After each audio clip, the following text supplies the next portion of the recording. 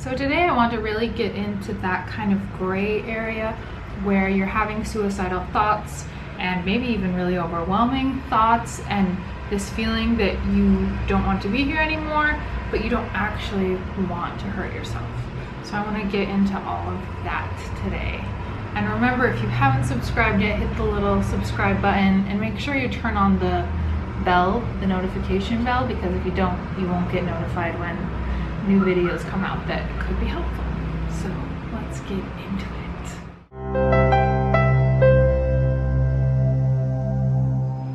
There is a big difference between being actively suicidal and being more passively suicidal, right? And it sounds weird to kind of say it like that, but if you've experienced anything like this, then you probably know exactly what I'm talking about.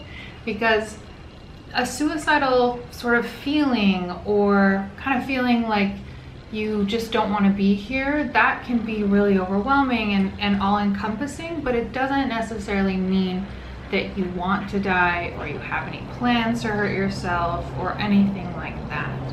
And some people can kind of ebb and flow out of this, or kind of sometimes go into more intense suicidal ideation and kind of live in the suicidal thoughts that are more passive. But sometimes the passive suicidality can kind of come and go too, right?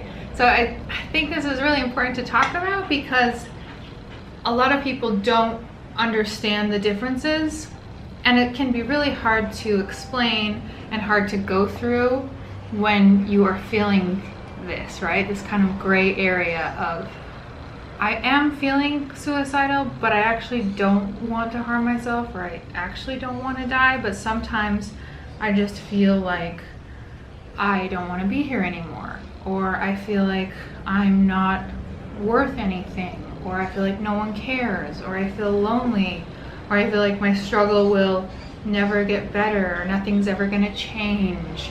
And those feelings can be incredibly overwhelming. And a lot of people describe it as like it's kind of there all the time. Like I wake up and I just feel like, why am I even doing this? No one even cares. I actually don't matter. Maybe even thoughts like my family would be better off without me, or my work wouldn't even notice, or the world wouldn't even change if I wasn't here. So why am I even bothering to try to push through this? Because it comes a lot of times with really intense depression or trauma, or things that just feel really heavy, and we have a hard time getting through them. And the day is so hard to get through. So if the day is so hard to get through, then it's like, why am I even trying if it doesn't really matter, or no one really cares, or I don't really matter? And that can be light and just kind of a light feeling, or thoughts that kind of come in and out, or it can be really heavy and really overwhelming and sort of stick with you all day or for a long period of time. And it doesn't necessarily come with a plan to hurt yourself.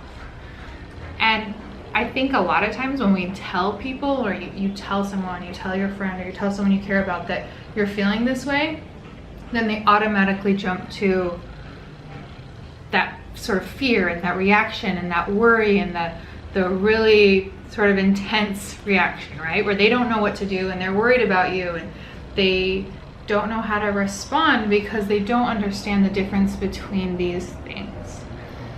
And I don't think we do a very good job of talking about it as a society either. We don't really talk about suicidal thoughts or ideation or any of this, even though it is really, really common. So I think to be able to understand it for yourself and understand how to kind of explain it to somebody is helpful. And understanding that difference. Like, I don't have any plans to hurt myself. I don't actually want to hurt myself. And when I think about it, I do know that I want to be here, and that things will probably get better, and that I am valued, and there are people who care about me, and I can find those things. But sometimes it just doesn't feel like that, or sometimes it's hard for me to see that, or in these times it's hard for me to see that. And it can also be really helpful if there are times that are more triggering or are more difficult, that we can tell people that. So it's not that I'm planning to hurt myself, but around these times it gets harder. You know, around this date or around, you know, this time, or when this happens, or when I'm more stressed, or whatever that looks like to you, you can kind of explain that so they get it. So like, okay, so around this time of year, that's when you're usually struggling, you need more support, and this is what you need. So you can let people know kind of what helps, or just be able to talk through it and not have to think through it and be suffering with that on your own. And really explain it in a way that they can understand, but also know that some people just won't get it and won't be able to understand that and try to support you without being really reactive, because it's hard and it's scary. And I can kind of see it from both sides, because I work with so many people who feel like this. I feel like I understand it pretty well, but I also understand that their friends and family are concerned and do get more reactive, and also that that's often not that helpful, right? So that's kind of some of the differences that I think are important to recognize. And then also recognizing that if you are feeling the sort of suicidal feeling and you notice that it's going into more of the action or more of the planning or more of the actually wanting to harm yourself, that's a sign that you do need more help and you do need to reach out to somebody, because that's when it crosses into a dangerous place. And that's kind of something that I prep my clients with. So what are the signs that you're headed in a really negative direction, or the signs that this is actually getting more dangerous and you're not safe anymore?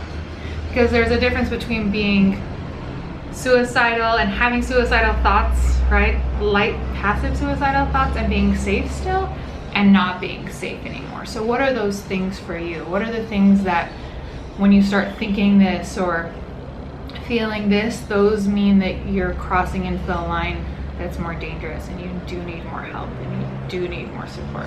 Those are really important to notice and to try to notice early and to take action on early, so you can reach out to somebody before it gets too severe.